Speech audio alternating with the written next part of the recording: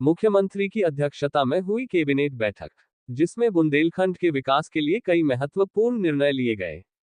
मुख्यमंत्री डॉक्टर मोहन यादव की अध्यक्षता में मंगलवार को खजुराहो के महाराजा छत्रसाल कन्वेंशन सेंटर में मंत्रिपरिषद की बैठक हुई, जिसमें कई महत्वपूर्ण निर्णय लिए गए।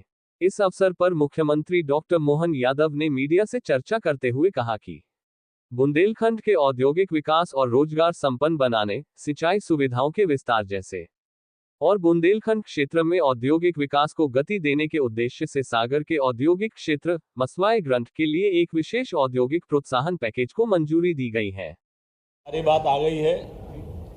बुंदेलखंड की धरती पर खजुराहो में कैबिनेट के साथ कई कार्यक्रम जोड़े गए। कैबिनेट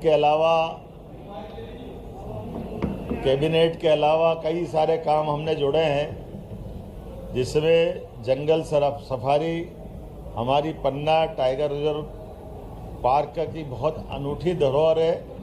पन्ना का नेशनल पार्क भी न केवल टाइगर के अभयारण्य की दृष्टि से बल्कि हाथियों के लिए भी ये आदर्श स्थान है और हाथियों के परिवार भी बढ़ रहे हैं। यहाँ कल पन्ना नेशनल पार्क में 10 नई कैंटर बस जो आरामदायक 19 पर्यटकों को लेकर के अंदर जा सकती है, जिससे पर्यटन बढ़ेगा, पर्यटन से जुड़े हुए लोगों को रोजगार मिलेगा, कई सौगातें मिलेगी। ये अन्य सफारी वाहन की तुलना में लंबी और ऊंची है, बेहतर दृश्य दिखाई देगा और आरामदायक भी रहने वाली है। अधिक सीट उपलब्ध होने से एक साथ बड़े ग्रुप में उसमें जा सकते हैं।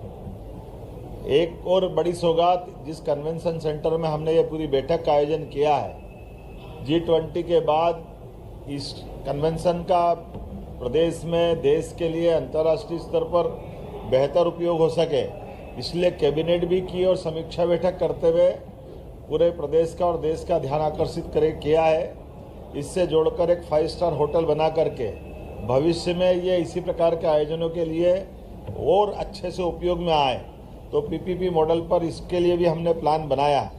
इसी की तर्ज पर यह कन्वेंशन सेंटर इस प्रकार से राज्य में और भी बड़े स्थान पर इनकी सौगात देने की दृष्टि से विचार किया गया है। जैसा कि माननीय मंत्री और माननीय विश्वनाथ शर्मा जी ने कहा है कि हमारे बुंदेलखंड के अंदर रोजगार को लेकर के जब हमने सागर इन्वेस्टमेंट समिट की थी, उसके बाद से खाद के कारखाने सहित कारखाने कई लगे हैं, लेकिन और एक नया पार्क डेवलप करते हुए जिस प्रकार से बड़ी सौगात बुंदेलखंड को मिली सागर में, ये वाकई अद्भुत है। और न केवल एक सागर की इंडस्ट्रियल पार्क की, बल्कि सभी प्रकार के टूरिज्म की गतिविधि बढ़ाने के लिए भी शासन की सारी योजनाओं का आधार पर भी हम हर इन्वेस्टर समिट में इसको प्रमोट कर रहे हैं। जब इनकी बात करते हैं तो इसी के साथ साथ आर्याव्रत का ये जो कल नया हमने सेंटर बनाया, जिसके माध्यम से ट्राइबल की हमारी सभी विधाओं के सभी प्रकार के कार्यक्रम करने के लिए ये इंटरनेशनल केंद्र बने, इस दिशा में हम काम कर रहे हैं। मेडिकल कॉलेज के लिए जो बताया है कि दमोह के लिए, छतरपुर के लिए इनके पद मंजूर कर दिए क्योंकि बिल्डिंग इनकी बन गई है। और इसी के साथ साथ हमारे पन्ना और कटनी के मेडिकल कॉलेज भी अगले साल प्रारंभ होंगे, अर्थात दमोह, पन्ना, साथ साथ हमारा कटनी, छतरपुर, ये 4 मेडिकल कॉलेज की सौगात हमारी अगले ही सत्र 6 महीने बाद यहीं इसी बुंदेलखंड की धरती पे देंगे। ये बुंदेलखंड कई कारण से GI टैग मिला है, जिसके आधार पर स्टोन की इंडस्ट्री की बड़ी संभावना, जो पत्थर की अलग अलग तराशी हुई प्रतिमाओं से लेकर के फर्नीचर क्लस्टर तक हर क्षेत्र में हम प्रमोट कर रहे हैं। लेकिन केन बेतवा नदी जोड़ो अभियान के माध्यम से एक और बड़ी परियोजना यहाँ मंजूर की है, जिसके आधार पर यहाँ के किसानों को खेती की पानी मिलेगा, पीने की पानी की सप्लाई रहेगी और इंडस्ट्री को भी पानी मिलेगा। बताने के लिए तो बहुत कुछ है। एक राष्ट्रीय परियोजना के समानांतर 2 NH को जोड़ने वाला एक 4 लेन का नया प्रोजेक्ट भी हमने आज मंजूर किया है। लगातार इतनी सौगातों के बलबूते पर सच में आज हमारी ये कैबिनेट अमर हो गई है। मैं उम्मीद करूँगा विकास के इस कारवां में लगातार हमारी सरकार के माध्यम से, यशस्वी प्रधानमंत्री के माध्यम से ये जो सौगातें मिल रही है, लेकिन उससे एक बड़ी और उपलब्धि भी यही बैठक चलते चलते भी हासिल हुई है जब हम यहाँ समीक्षा बैठक कर रहे थे तो मैं गर्व से कह सकता हूँ कि मध्य प्रदेश नक्सलवादी आंदोलन के पंजे से बाहर आया है। ये एक ऐतिहासिक उपलब्धि है, राष्ट्रीय उपलब्धि है।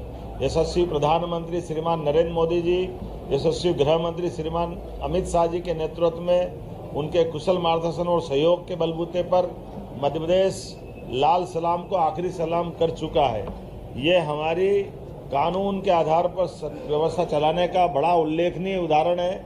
और ये उल्लेखनीय भी उल्लेख करना पड़ेगा कि कांग्रेस के शासनकाल में इन्हीं नक्सलाइटों ने कांग्रेस के सरकार के माननीय मंत्री श्रीमान कावरे जी को घर से निकाल करके उनके गांव में चौड़े चौगान उनकी हत्या की थी। ये कांग्रेस का शासनकाल है और हमारे शासनकाल में हमने नक्सल मुक्त मध्य प्रदेश बनाने का संकल्प लिया और उसको करके दिखाया है। बहुत सारी सौगात बताने के लिए है, लेकिन आज तो मैं समारोह करना चाहूँगा।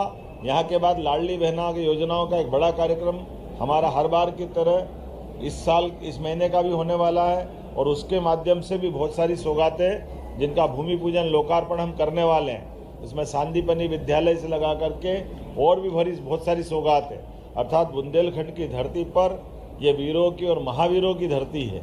यहाँ पर विकास भी है और विकास के साथ भविष्य की संभावना भी है। माइनिंग का सेक्टर भी है, इंडस्ट्रियल टूरिज्म के साथ इंडस्ट्रियल पार्क भी बनाते हुए सभी प्रकार से रोजगार दिलाने के लिए कांग्रेस के शासनकाल में जो बड़े पैमाने पर पलायन होता था उस पलायन को खत्म करके यहीं पर रोजगार के अवसर उत्पन्न करते हुए देश भर के बाकी लोगों को भी रोजगार देने की धरती हमारा मध्य प्रदेश बन रहा है, बुंदेलखंड बन रहा है। मेरी अपनी ओर से बधाई। YouTube पर जाकर चैनल को सब्सक्राइब करें, लाइक करें और खबर को अधिक से अधिक शेयर करें और बेल दबाएं।